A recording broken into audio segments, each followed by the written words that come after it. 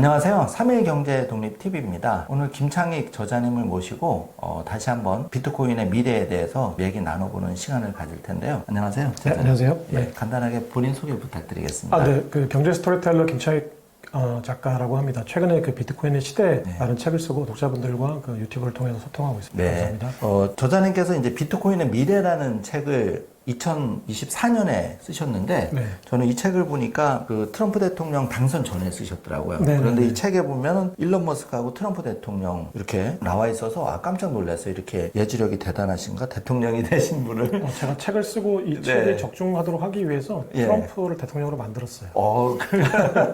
대단하시네요. 네. 저도 얼마 전에 이제 은퇴 기념으로 뉴욕에 갔다 왔는데 이게 저자님 그 자유여신상 네, 앞에서 네, 이렇게 네, 네. 하나 산 거고 미국 가니까 좀 의미가 남다르더라고요. 월가에 네, 이렇게 그렇죠. 황소상도 있고 뭐 여러 가지 있는데 저자님도 기사 생활 하실 때 네, 올해 갔었죠. 예, 왔다 갔다. 그때 그 연준 취재하는 기획 취재가 있어서 언론재단에서 이제 지원해줘가지고 예.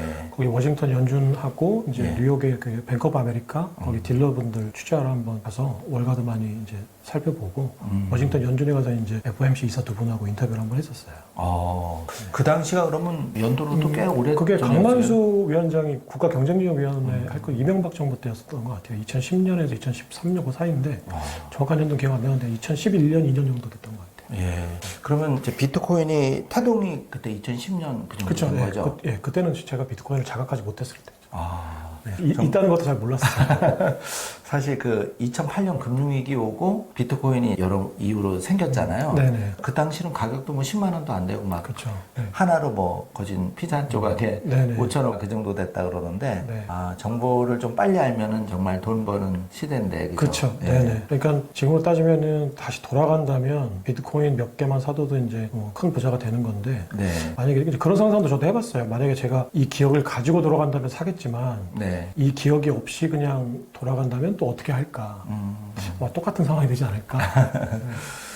그래서 몇 가지 여쭤보고 할 건데 저희 방송을 보시는 분들은 테슬라하고 비트코인 투자하신 분들이 꽤 있으신 걸로 네, 알고 네, 있는데 네. 지금 제일 화두가 그 트럼프 대통령 당선의 1등 공신이라고 할 수 있는 일론 머스크와 트럼프가 관계가 좀 파탄이 났단 말이에요. 네, 네, 네. 그래서 큰 충격을 주고 있는데 저자님께서 생각하시기에 그 트럼프하고 일론 머스크가 사이가 틀어진 이유하고 네네네. 앞으로 좀 전망이 어떨지 네네. 궁금합니다. 일단 그래도 일론 머스크가 지금 상황을 좀 봉합하려고 하면서 네. 먼저 이제 손을 내밀고 이제 고개를 좀 숙였잖아요. 네네. 그래서 트럼프도 이제 화가 좀 누그러진 상황인 것 같아요. 그렇죠. 그러니까 지금 일단은 좀 앞으로 지켜봐야겠지만 근데 트럼프하고 일론 머스크의 관계가 사실은 미국 정치와 이제 자본 간의 관계를 재설정해주는 거였어요. 그러니까 미국을 예를 들어서 지금 민주당과 월가라는 이제 네. 이 어떻게 보면 커넥션이 있잖아요. 그러니까 네. 미국의 민주당은 그 월가의 금융 세력들이 지원을 해주고 금융 세력들이 전 세계를 이제 자유무역과 자본 자유와 그래서 달러를 계속 지속적으로 많이 발행하는 대출 상품을 늘려서 이제 돈을 벌게끔 하는 이제 세계화 구조를 만들어 놓은 이제 하나의 연합이었어요. 네. 그러니까 트럼프가 이거를 이제 트럼프의 세계관으로 이제 좀 살펴보면 트럼프가 아젠다 47이라고 해서 네. 이번 대선, 그러니까 2024년 대선 때 이제 자신의 어떤 세계관과 공약 사항들을 네. 47가지로 이제 요약을 해서 이제 그 의제 47, 그래서 이제 아젠다 47이라는 이름으로 이제 그 계속 SNS에 온라인에 올렸어요. 네. 근데 여기에 보면 트럼프의 세계관이 굉장히 이제 직관적이고 극명하게 드러나거든요. 근데 여기서 트럼프가 자기가 2기 집권을 하게 될 경우에 몰아내야 될 7가지 세력을 그대로 그냥 명시를 해놨어요. 그래요. 그러니까 47가지 아젠다 속에 반복적으로 그 몰아내야 되는 세력들에 대해서 나오는데 네. 그 세력의 첫 번째가 글로벌리스트예요. 그러니까 세계화주의자. 네. 그러니까 직접적으로 언급은 하지 않았지만 세계화주의자, 여기서 트럼프 얘기하는 글로벌리스트는 월가 민주당을 얘기하는 거예요. 그 두 번째가 와몽거스라고 해서 이제 전쟁광들. 그러니까 로켓 마틴, 보잉 같은 이제 그 군수산업체들. 네. 군수산업체들은 지금 현재 그 자산운용사인 블랙록하고 이제 피델리티, 이제 뱅가드 같은 자산운용사들과 네. JP모건, 골드만삭스, 이제 모건스탠리 같은 이제 우리가 흔히 얘기하는 이제 그 월가의 금융사들이 30~40% 정도 이상의 지분을 가지고 있어요. 예. 그러니까 이제 월가의 산업이라고 할 수 있어요. 네. 그러니까 그 월가는 민주당의 배후에서 이제 대출 상품을 발행하는 어떤 금융 시장을 장악하고 그리고 미국의 패권이라고 할 수 있는 네. 군수 산업을 장악해서 두 가지. 그러니까 금융과 군수 산업을 장악한다는 것은 미국의 패권을 배후 조정한다는 얘기죠.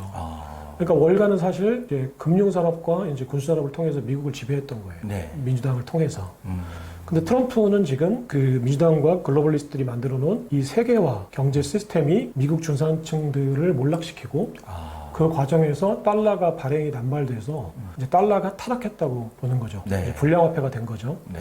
그러면 트럼프는 중산층을 되살리고 이 얘기는 중국으로 건너간 공장들을 미국에 다시 돌아오게 하고 그래서 일자리를 되살리고 또 달러 발행을 남발했던 거를 제한해서 그러니까 재정 지출을 줄여서 달러를 다시 건전한 화폐로 만들겠다. 이게 이제 트럼프 얘기하는 이제 Make America Great Again, 미국을 다시 위대하게 하겠다라는 거에 내용이 중산층 제조업을 되살려서 일자리를 만들고 그리고 재정 지출을 줄여서 이제 달러를 건전하게 만들겠다는 거거든요. 네. 그러면 이거의 실행 방안이 사실은 재정 지출을 줄이는 방안이 사실은 이제 도치 수장인 일론 머스크에게 맡겼던 이제 재정 지출 감축 방안이었어요. 그러니까 정부가 매년 2조 달러 이상의 이제 재정 지출을 보고 재정 지출 난 만큼 국채를 발행하잖아요.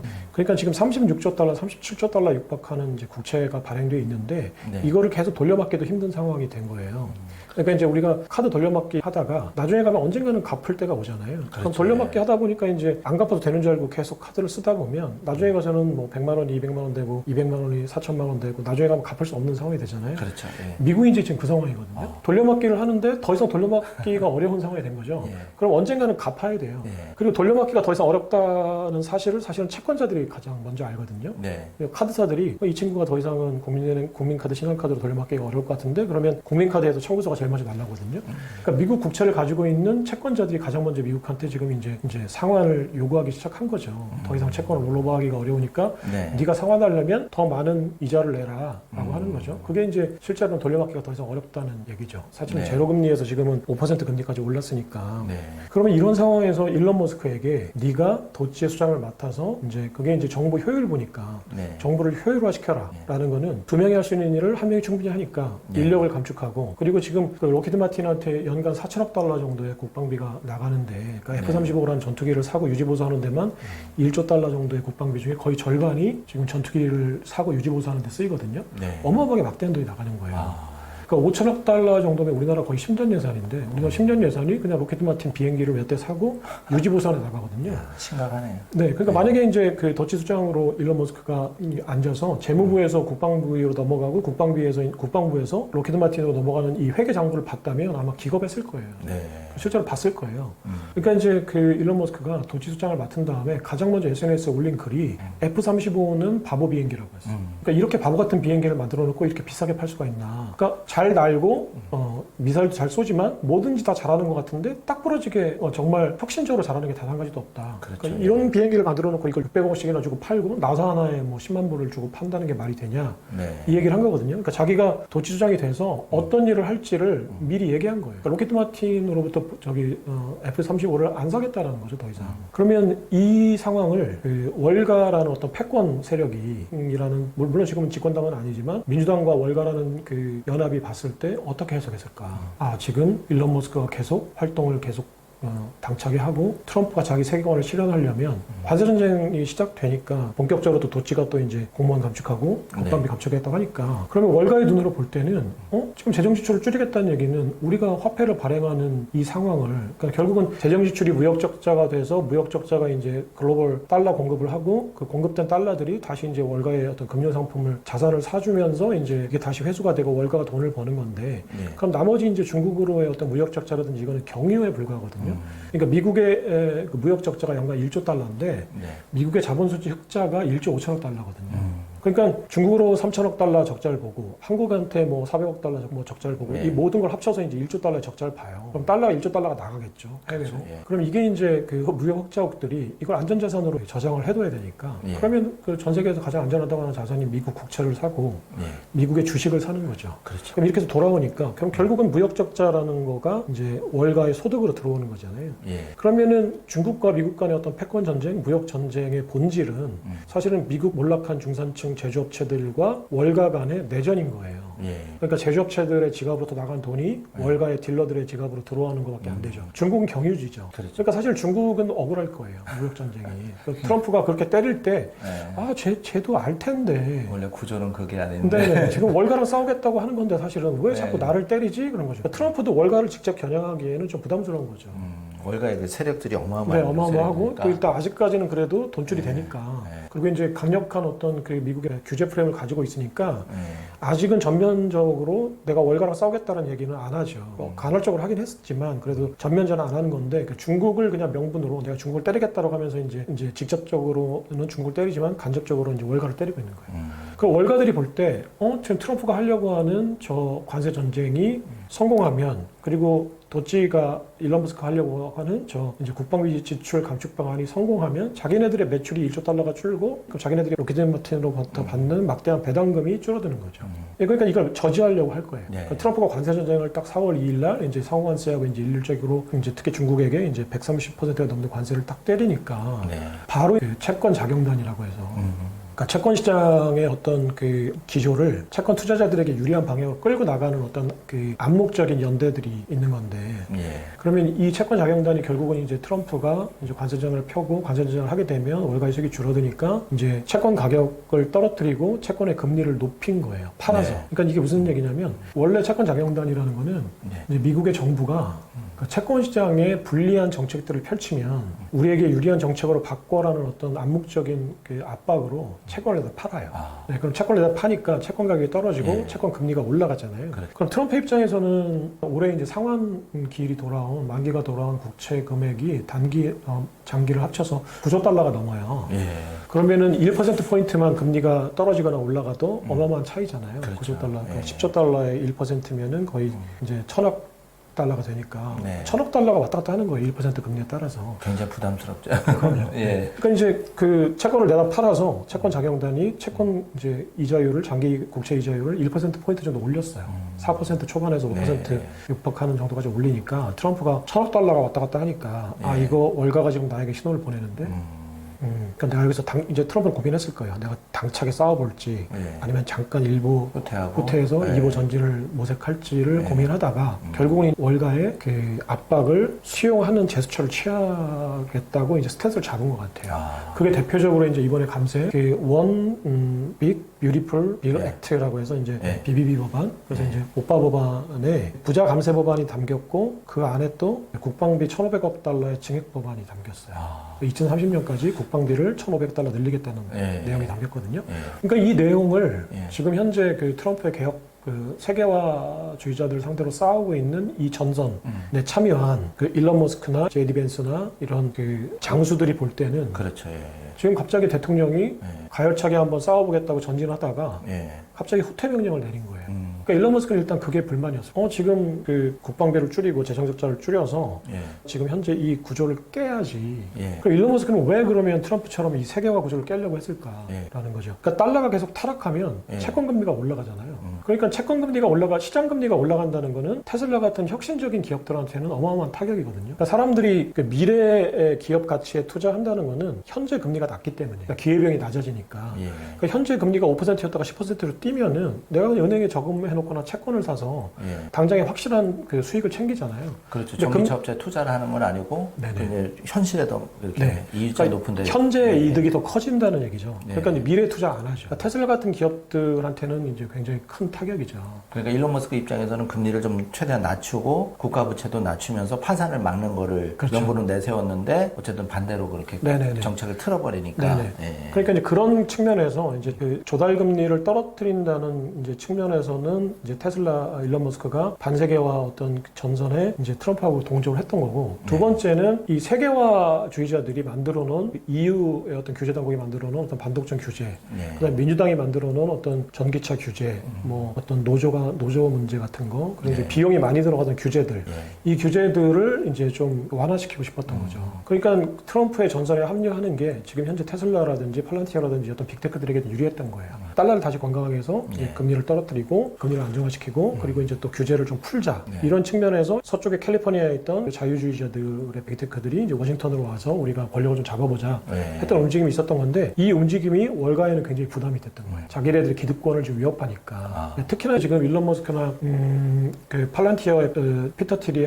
하고자 하는 게 X라거나 페이팔 예. 같은 지불 시스템이잖아요. 지불 네트워크. 결국은 페이먼트 앱이지만 이 지불 앱들이 궁극적으로 지향하는 사업이 슈퍼앱이라고 해서 모든 그 일상적인 금융 생활을 그냥 이 앱 하나로 가능하게끔 만들겠다는 거예요. 그럼 이제 월가의 은행들이 역할이 축소되거나 네, 은행이 네. 없어질 수 네. 있죠. 그렇게 그러니까 예를 들어서 되는 거죠. 대출, 뭐 송금, 환전, 그다음에 투자, 네. 그다음에 저장, 뭐 예치 뭐 이런 것들이 다 앱 하나로 가능해지게끔 하겠다는 거니까. 네. 그럼 월가 입장에서 볼 때는 금융 사업을 이제 빅테크들이 하겠다는 거잖아요. 그리고 이제 그 빅테크들이 하는 또 하나가 AI의 기술력을 바탕으로 드론 사업을 하니까.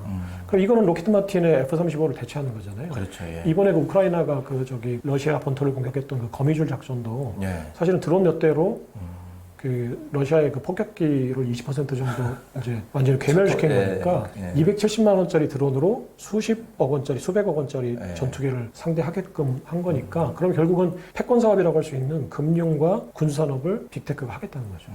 어떻게든 월가는 막아야 돼요. 그러니까 이제 이번에 그 전선이 이제 그 공격 앞으로 했을 때 당장의 채권 자경단이 이제 활동을 해서 트럼프를 일부 후퇴하게끔 만들었죠. 네. 그러니까 트럼프가 일부 후퇴한 제스처를 보이니까 예. 월가 금융 세력들은 트럼프가 우리의 말을 무서워하는구나. 그러니까 상대방이 사실은 선빵을 날리고 나가서야 되는데 그게 아니라 지금 월가가 선빵을 날리니까 트럼프가 잠깐 주춤한 거예요. 정신을 못 차리고. 그러니까 월가는 우리의 선빵이 지금 통했는데 그러면 이제 이 기사를 몰아서 전달하고 싶은 메시지를 하겠다는 어떤 욕구가 생겼을 거예요. 아. 그 전달하고 싶은 메시지를 제이미 다이먼이라는 월가의 황제, 그러니까 JP 모건의 회장이 예. 지난 5월 30일 날 예. 이제 캘리포니아에서 네. 매년 열리는 그 레이건 국가 경제 포럼이라는 게 있어요. 이 경제 포럼에 나가서 이제 그 워싱턴 포스트나 이제 월스트리트저널이나 뉴욕 타임즈 기자들의 질문에 응답하는 형식으로 트럼프 백악관에 강력한 메시지를 보냈거든요. 그러니까 그게 뭐냐면 이제 그 월스트리트저널 기자가 질문을 했어요. 그 트럼프의 관세 전쟁이 이번에 중국에 대해서 폼을 열었다가 이제 한 발 주춤했는데 그러면 채권 자경단의 역할이 있었던 거냐? 라고 했어요. 그랬더니 absolutely. 그러니까 무슨 얘기냐면 예. 채권 자경단이 월가란 얘기예요. 아. 그러니까 사람들은 이제 그때 뉴욕 타임즈나 이제 워싱턴 포스트에서 채권 자경단이 누구냐라고 이제 사람들이 궁금해하니까 네. 일본 정부다. 그러니까 일본 시장, 국채 시장에서 엔캐리 트레이드라고 해서 이제 미국의 금리가 높을 때는 미국에 투자를 했다가 일본의 금리가 조금 올라갈 때는 다시 이제 금리 차이에 따라서 이제 자본이 금리가 높은 예. 쪽으로 이동하잖아요. 네. 그러니까 이제 일본이 이제 금리가 높아지는 추세를 보이니까 예. 이제 엔캐리 트레이드 자금이 이제 미국 국채를 팔고 일본 국채를 산 거죠. 그렇죠. 예. 그러면서 이제 그 미국 국채 금리가 올라갔다라고 해석하는 게 있었어요. 일부 맞죠. 사실 그런 움직임이 있었으니까.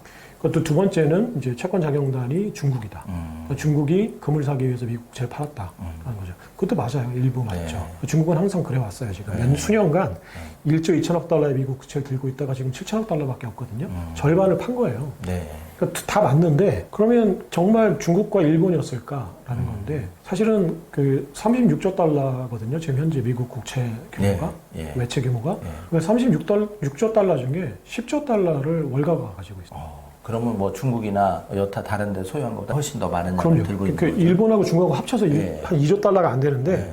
그러면 10조 달러 그 5배를 월가가 가지고 있거든요. 연준이 5조 달러, 월가 투자은행들이 5조 달러 가지고 있어요. 근데 연준의 대주주들이 이제 그 뉴욕 연방은행의 대주주가 이제 월가니까 예. 월가들이 사실은 연준의 채권에 투자하고 있는 거죠. 네. 그럼 합하면은 10조 달러를 월가가 가지고 있는 거거든요. 네. 그러면 채권 자경단의 활동을 통해서 트럼프에게 어떤 메시지를 전달하고 싶은 욕구가 생겼을 때 실제로 시장을 움직일 수 있는 세력은 월가예요. 실제 그 국채 발행 규모의 30%를 가지고 있으니까 네. 그 7천억 달러 가지고 있는 중국이 움직이는 것과 1조 달러 가지고 있는 일본이 움직이는 것과는 차원이 다르죠. 네. 근데 이제 뭔가 경유를 해서 예. 직관적으로는 모르게 했을 거예요. 네. 그러니까 이제 이번에 그 월스트리트저널 기자가 채권 자경단이 돌아온 겁니까? 그러니까 그 제이미 다이먼이 맞다. 네. 그게 무슨 얘기겠어요? 자, 우리가 이제 채권을 내다 팔았다는 얘기죠. 네. 이건 추론이긴 하지만 사실은 그런 발언을 했어요. 그리고 여러 가지 질문을 통해서 세 가지로 이제 압축이 되거든요. 당시에 그 제이미 다이먼의 발언을 보면 제가 아까 그 세계화주의자들 그 아젠다 47의 트럼프의 세계관으로 투영된 세계화주의자들이 이제 리스트가 있었잖아요. 이제 월가, 그 다음에 로키드 마틴, 그 다음에 중국이잖아요. 이 트럼프의 세계관을 조목조목 깨부셔요. 제이미 다이먼이. 그때 이제 월가를 일단 처분하겠다고 트럼프가 얘기하니까 제이미 다이먼이 채권 시장에 붕괴가 올 거다 앞으로. 근데 채권 시장이 붕괴될 때 채권 조성자 역할을 우리가 못할 거다. 그 얘기 무슨 얘기냐면 미리 경고를 하네. 앞으로 도와주지 않을 거다. 그러니까 채권 조성자라는 게 채권 수요자가 없을 때 재무부가 채권 입찰을 하는데 채권을 사주는 사람이 없을 때 월가가 그냥 남은 채권을 사주는 거예요. 그러니까 미분양분을 월가가 사주는 걸로 해서 미국의 국채는 항상 수요가 뒷받침됐던 거죠. 근데 그게 이제 2008년 리먼 사태 때 볼코롤이라고 해서 그 월가의 투자은행들이 자기 자본으로 채권 투자를 못하게 해요. 그러니까 이제 그 자기 자본이라는 게 결국은 이제 그 투자자들의 투자를 받아 자기들이 이득을 본 자기 금액이니까 결국 뭐 원천은 이제 투자자들의 돈이니까 투자자들의 돈으로 금융사들이 이제 투기를 못하게 한 거예요, 쉽게 얘기해서. 그러니까 우리는 지금 이 채권 시장이 교란됐을 때 우리가 조성자 역할을 해줘야 되는데 니네가 지금 규제를 하니까 우리가 그 역할 앞으로 못할 거야. 그러니까 앞으로 채권 시장이 붕괴되면 우리한테 도와달라고 하지 마. 그 얘기는 무슨 얘기냐면 너 까불면 우리가 채권 시장 붕괴시킬 거야 라는 얘기죠. 그러면 정부는 망하는 거다. 부도나는 거다. 두 번째가 내가 중국에 가봤더니 시진핑이 지금 트럼프를 무서워하지 않는다. 그러니까 관세 전쟁이나 이런 것들이 미국 국민들에게만 고통이지 중국을 압박하는 수단이 될 수 없다. 작전 미스다라고 얘기했어요. 그 얘기는 무슨 얘기냐면 중국을 건드리지 마라 라는 거예요. 그러니까 월가한테 중국이 어떤 의미일까? 아까 말씀드렸잖아요. 3천억 달러가 중국의 무역 적자로 가서 다시 그게 월가의 자산을 사는데 들어오잖아요. 주식하고 뭐 사는데 들어오죠. 그죠? 그러니까 이제 경유지잖아요, 중국이. 그러니까 월가의 소득이 되는 자본 흐름의 이제 경유지인 거예요. 그러니까 이제 세계화의 어떤 전초 기지인 거예요. 그러니까 중국이 그런 역할을 해주는데 갑자기 중국의 이제 무역 적자를 줄이겠다고 하니까 그러면 3천억 달러가 안 나가고 반대로 얘기하면 월가로 3천억 달러가 안 들어온다는 얘기죠. 그렇죠. 그러니까 중국 건드리지 마라. 지금 현재 이 세계화 시스템을 손보려고 하지 마라. 경고를 한 거예요. 세 번째가 비트코인을 산다는 게 말이 되냐. 비트코인 살 돈으로 총알을 사고 히토리를 사라 라고 했어요. 그러니까 미국의 패권은 총알과 히토리에서 나온다. 반도체에서. 그러니까 비트코인 살 돈으로 총알을 사라. 그 얘기는 국방비 줄이지 마라 라는 얘기예요. 그러니까 트럼프의 세계관, 트럼프가 밝혀놓은 세계관을 조목조목 밝히면서 허튼 생각하지 마라 라고 경고장을 딱 날린 거예요. 그럼 트럼프가 일단은 지금 롤오버를 해야 돼, 차환을 해야 되는데 갑자기 국채금리를 올릴 수 있는 세력이 자기한테 경고장을 날리니까 일단은 일부 후퇴해서 보자라는 거죠. 스코 베센트가 중간에 있고, 그러니까 그 월가 헤지펀드 대부였던 이제 조지 소로스였나? 이제 그 영란은행을 공격했던 이제 그 동참했던 사람이죠. 그 스코 베센트가 중간에 이제 완충 역할을 해주는 인물이니까 이 스코 베센트를 통해서 월가의 어떤 기류를 계속 받았을 거고, 이제 전해 들었을 거고, 이게 어떤 의미인지 해석했을 거고, 그 해석에 따라서 이제 그러면 지금 우리가 하는 거를 좀 이제 일부 후퇴해서 보자라고 해서 이제 일부 후퇴한 거죠. 일론 머스크는 이제 그 와중에 그런 기류 속에서 스코 베센트의 무게 중심이 실리고 자기한테 이제 실어졌던 힘들이 빠져나가니까 자기는 테슬라 자동차가 불지르고 뭐 맨날 매출 감소되는 거를 감수하고도 이 전쟁을 치르려고 하고 있었는데 대통령이 갑자기 장수들에게 후퇴 명령을 내리니까 그렇죠. 못 믿겠죠 이제. 그럼 내가 이 전선에 참여해야 되나라는 생각을 했을 거고 그러니까 이제 130일의 임기가 끝났을 때 연장 안 하고 바로 그냥 경혈선에 복귀했잖아요. 그러니까 이게 근본적으로는 지금 감세안의 어떤 불만으로 터졌다 아니면 뭐 여러 가지가 있을 거예요. 그러니까 그 안에 이제 그 전기차 업체들에 대한 보조금 때문에 뭐 열받았다라는 게 있지만 그 밑에 뿌리에는 근본적으로 어떤 세계화와 반세계화의 전쟁, 그리고 월가와 민주당, 그리고 빅테크와 트럼프 간의 이 전열이 지금 이제 흐트러진 거죠. 그러니까 일론 머스크는 그걸 알았고 거기에 불만을 표했고 이탈한 거죠. 근데 근본적으로 그러면 이게 트럼프와 머스크기 때문에 지금 이런 전선을 형성한 거냐라는 건데 그게 아니거든요. 그 반세계화 움직임은 세계사적인 어떤 거대한 거시경제적인 흐름이거든요. 그러니까 이거는 거스를 수 없는 거예요. 그게 왜 그렇게 되는 거죠?